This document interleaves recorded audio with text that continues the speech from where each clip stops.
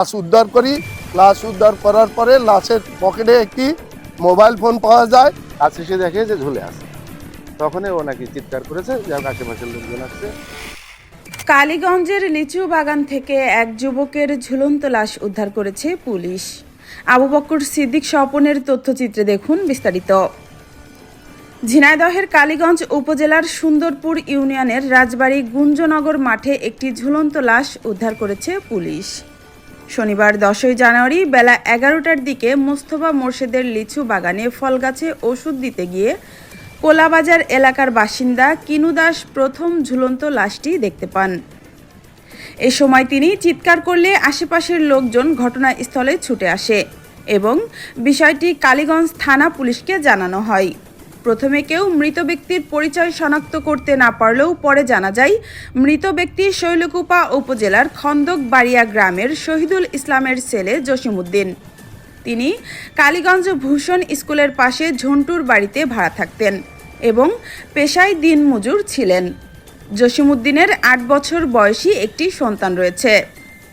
খবর পেয়ে কালীগঞ্জ থানা পুলিশ ঘটনাস্থলে পৌঁছে ঝুলন্ত অবস্থায় লাশ উদ্ধার করে, তবে মৃত্যুর কারণ এখনও নিশ্চিত নয়। কালীগঞ্জ থানার ভারপ্রাপ্ত কর্মকর্তা ওসি মোহাম্মদ জেলাল হোসেন জানান, খবর পেয়ে আমরা ঘটনাস্থলে এসে লাশ উদ্ধার করেছি। এটি আত্মহত্যা নাকি হত্যাকাণ্ড তা ময়নাতদন্তের প্রতিবেদন পেলে নিশ্চিত হওয়া যাবে। লাশ উদ্ধারের সময় মৃত ব্যক্তির পকেট থেকে একটি বাটন মোবাইল ফোন পাওয়া গেছে, সেটি থেকেও গুরুত্বপূর্ণ তথ্য পাওয়া যেতে পারে। লাশ ময়না তদন্তের জন্য মর্গে পাঠানোর প্রস্তুতি চলছে বলে পুলিশ জানিয়েছেন। মুস্কান রুবায়েত মীরা, ঝিনাইদহ। আমার নাম মোহাম্মদ মোস্তফা মোর্শেদ তোতা, বাগানের মালিক আমি।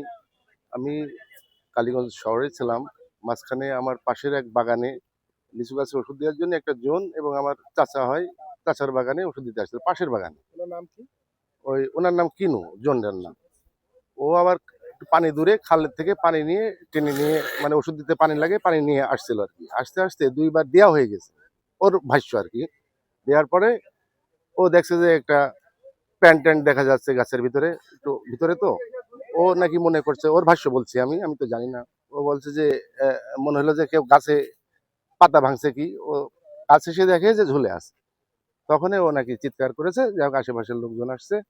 পরে আমার আবার চাচতো ভাই ফোন দিয়েছে, ফোন দেওয়ার পরে আমি বাগানে এসে দেখি। এই বাগানে কি 2-1 দিনের ভিতর কেউ আসে না? 2-1 দিন প্রত্যেক দিনই আশেপাশের লোকজনে যে ছাগল খাওয়াতে আসে, খড়ি কুড়োতে আসে, কারোর নজরে পড়েনি। আমরা জানতে পারলাম যে লাশটা নাকি আসলে পচে গেছে, অর্থাৎ 2-3 দিনের। কিন্তু তাহলে গতকালকেও তো ঝুলন্ত অবস্থায় দেখা যাইতো নাকি? হয়তো তাহলে তো 2 দিন থাকলে দেখার কথা, কিন্তু আসলে তো না, দেখেনি, হয়তো দেখতে পারিনি বাগানের ভিতরে। আজকেই দেখা গিয়েছে। দেখা যাওয়ার পরেই ও ফোন দিয়েছে আর কি। মানে জি, আমি এখানকার স্থানীয়, আমার বাসা রাস্তার ওই পিঠে। আপনি এখানে এসে কি দেখেছেন? আমি এসে দেখলাম যে একটা লাশ মানে গাছে ঝুলছিল। ঝোলার সময় আমার এই চাচতো ভাই, বড় ভাই, সে নাকি নামিয়েছে। নামানোর পরে এই লাশটা ওই যে রাখা আছে ওখানে। কিন্তু এই লাশটা যে এতদিন ধরে 2-3 দিন এখানে আছে, এটি তো আমাদের এলাকার লোকেও জানে না। এখানে সবসময় আমাদের মাঠে মানুষ থাকে, আসে যায়, কিন্তু এই বাগানের ভিতরে, এত সুন্দর একটা বাগানের ভিতরে একটা লাশ পাওয়া গেল। পুরুষ না মহিলা? তিনি হচ্ছে পুরুষ। এটা কি এলাকার কোনো ব্যক্তি চিহ্নিত করা গিয়েছে? না, এলাকার ব্যক্তি বলে তো আমার মনে হচ্ছে না, না চেহারা দেখে বা আমাদের এলাকার কোনো পরিবেশের সাথে তার শুট করছে না। বয়স সার্চ মোহাম্মদ জেলাল হোসেন সাহেবকে আমি অবগত করি, জানলে সে দ্রুত ঘটনাস্থলে আসে। আমরা লাশ উদ্ধার করি। লাশ উদ্ধার করার পরে লাশের পকেটে একটি মোবাইল ফোন পাওয়া যায়। মোবাইল ফোনের শনাক্ত হয় ভিকটিমের মৃত ব্যক্তির নাম মোহাম্মদ জসিমউদ্দিন। জসিমউদ্দিন জসিমউদ্দিন স্ত্রীর নাম সুমাইয়া, বাপের নাম শহীদুল ইসলাম, খন্দরবাড়িয়া, শৈলকুপা থানা, জেলা ঝিনাইদহ। সে ভূষণ স্কুলের পিছনে ঝন্টু মিয়ার বাড়ি ভাড়া থাকে। ভূষণ স্কুল, কালীগঞ্জ ভূষণ স্কুলের পিছনে সে ভাড়া থাকে এবং সে পেশায় দিনমজুর।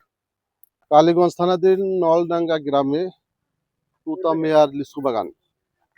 তুতা মিয়া সাহেব এবং আরো দুজন লোকে আমাদের রিং দিছে এবং 999 রিং দিছিলেন। বলছেন যে এখানে একটা মানুষ একজন ম্যান অপরিচিত আত্মহত্যা করছে এবং ঝুলে আছে। এই সংবাদ পেয়ে আমি নিজে চলে আসছি এবং আমার টিমও পাঠিয়েছি। এসে আমরা দেখতে পাচ্ছি অনেকটা উঁচু, লিচু গাছের একবারে মাথায় সে ঝুলে আছে, আত্মহত্যা করছে।